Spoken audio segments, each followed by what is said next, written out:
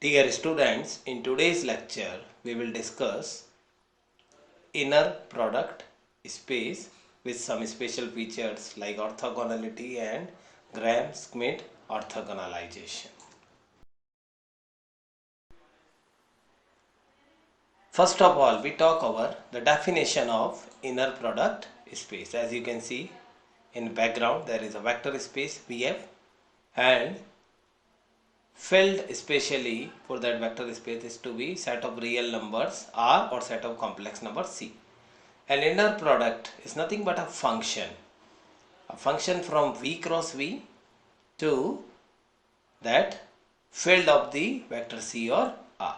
That is each ordered pair. V cross V means ordered pair of vectors, two vectors alpha and beta belongs to be denoted by alpha comma beta. So the domain part is V cross V, so alpha comma beta is the element of domain of this function, or it can be denoted by this symbol also. Associates to a number of C or R, that means the codomain part, such that if these three characteristics are being followed, then the inner product space will be defined. Say alpha comma beta is beta comma alpha whole bar. Bar is coming for conjugate. So conjugate symmetry will be tested. We will see it in problems. And A alpha plus B beta, linear combination of A B with alpha beta, comma gamma is some other vector equals to that A alpha gamma plus B beta gamma linearity, which we will test in problems. And alpha comma alpha greater than equals to 0 and alpha comma alpha equals to 0. If these two together, then alpha has to be 0. It's called non-negativity. So these are three theoretical restrictions. If these three are satisfied, then only that function which we were discussing can be considered as inner product space, which we will discuss in some detail with some example in next slide. Now you can see one important example given for inner product space, where we have to prove that V and R are vector space as an IPS means inner product space with an inner product defined for these two vectors alpha and beta as n tuples a1 a2 up to an and b1 b2 up to bn, and their ordered pair for inner product space is defined as a1 b1 plus a2 b2 plus up to an bn. First of all, we have to prove conjugate symmetry, and alpha comma beta is as defined, and we have to prove alpha comma beta equals to beta comma alpha whole bar. But here we are only proving alpha comma beta equals to beta comma alpha. Why? Because field is set of real numbers. So beta comma alpha whole bar is equals to beta comma alpha for real components. And alpha comma beta is defined there, and by reversing the product orders, it is written in that form by commutativity law in set of real numbers, as you can see. And it is obviously as per definition beta comma alpha. So alpha comma beta equals to beta comma alpha, which is actually equals to beta comma alpha whole bar, because only real numbers are involved. So beta comma alpha whole bar can easily be written here. So first point is clarified for proving that, in order to prove that inner product space. Second point, linearity, for which we define one more vector gamma c1 c2 up to cn as element of that vector space. Then a alpha plus b beta is a into alpha as given plus b into beta as we know, and then we multiply a and b inside and then we add them together, and then that a alpha plus b beta comma gamma is as per that definition alpha comma beta, first part, first component of first vector multiplied with first component of second vector plus similar cases added together. So it is a1 plus b1 into c1 plus a2 b2 into c2 plus up to an plus bbn into cn. Then that c1 c2 up to cn multiplied inside, and then a is taken as common from that first part, and then from second part b is taken as common. So a1 c1 as per definition becomes alpha comma gamma, and b1 c1 as per as up to b and cn as per definition become beta comma gamma. So it is nothing but a alpha comma gamma plus b beta comma gamma. So that is a alpha plus b beta comma gamma is equal to a alpha comma gamma plus b beta comma gamma. That simply means second property, linearity, is also verified for proving IPS for this problem. Now non-negativity, if beta is alpha, then alpha comma alpha as per that definition become a1 plus b a2 plus up to an written there. That means a1 square plus a2 square plus an square greater than equals to 0. That implies alpha comma alpha greater than equals to 0. It is as sum of squares. And if alpha comma alpha is 0, then that a1 square plus a2 square plus an square has to be 0.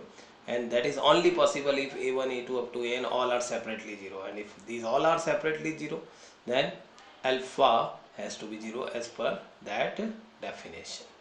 So we can say the third part, non-negativity as desired, is also satisfied here. So all three constraints are satisfied. That means that V and R is inner product space for that inner product defined in that form. Now we talk over several more important features of an inner product space, like orthogonal vectors. Definition of that: any vector alpha of any inner product space, say V, is orthogonal to beta, that is another vector of inner product space. That is, alpha and beta are orthogonal to each other, or alpha is orthogonal to beta if alpha comma beta equals to 0, and it is denoted by alpha perpendicular to beta. There are certain important remarks given for this definition, this concept of orthogonal vector. Like first one is symmetry. If alpha is orthogonal with beta, then it is also said as beta is orthogonal to alpha. And how is proved? And if beta orthogonal to alpha is to be proved, that means beta comma alpha equals to 0 is to be proved.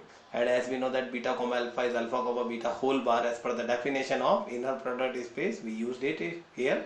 And alpha comma beta is 0. Why? Because its alpha is orthogonal to beta and 0 bar is 0. So beta comma alpha equals to 0 means beta is orthogonal to 0. That is, if alpha orthogonal to beta, then we prove that beta orthogonal to alpha. First property. Second property: if alpha is orthogonal to beta, then A into alpha is orthogonal to beta. That is, if alpha is orthogonal to beta, then every scalar multiple of alpha, that is A alpha, is orthogonal to beta.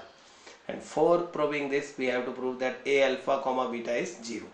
And that's how we are starting. A alpha comma beta is A taken outside as a scalar, alpha comma beta, and as alpha orthogonal to beta, so alpha comma beta is 0. So A into 0 is 0. So A alpha comma beta equals to 0 means A alpha is orthogonal to beta. Let's talk about third one. 0 comma alpha is 0. That means 0 vector is orthogonal with any vector of inner product space. That is, we have to prove 0 vector comma alpha vector equals to simple 0. So 0 vector comma alpha is equals to 0 alpha. It's 0 vector, so 0 into alpha vector is written comma alpha. 0 is taken as a scalar common here, and alpha comma alpha multiplied with that 0 scalar will provide 0. So 0 comma vector 0 comma vector alpha equals to 0 means 0 vector is orthogonal to any vector. Fourth one, 0 vector is orthogonal with itself. It is the only vector which is orthogonal to itself.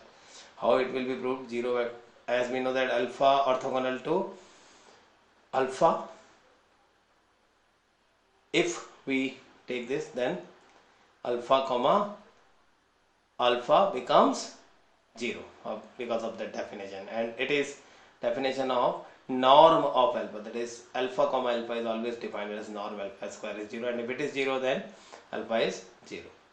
And that is, if alpha is 0, which is taken by alpha comma alpha equals to 0, that means 0 comma 0 is 0, so vector 0 is orthogonal to itself. So it is about several important easy properties of orthogonal vector. And one important statement of Schmidt orthogonalization is also given, that every finite dimensional IPS means a function, came from vector space concept. So if any finite dimensional vector space there, then the inner product space generated from that is known as any finite dimensional inner product space. It has an orthonormal basis. We know about the basis, and that basis will be orthonormal, means will follow that orthogonal property, that is, all the vectors will orthogonal to each other. So that is, in short, we discussed inner product spaces in this lecture.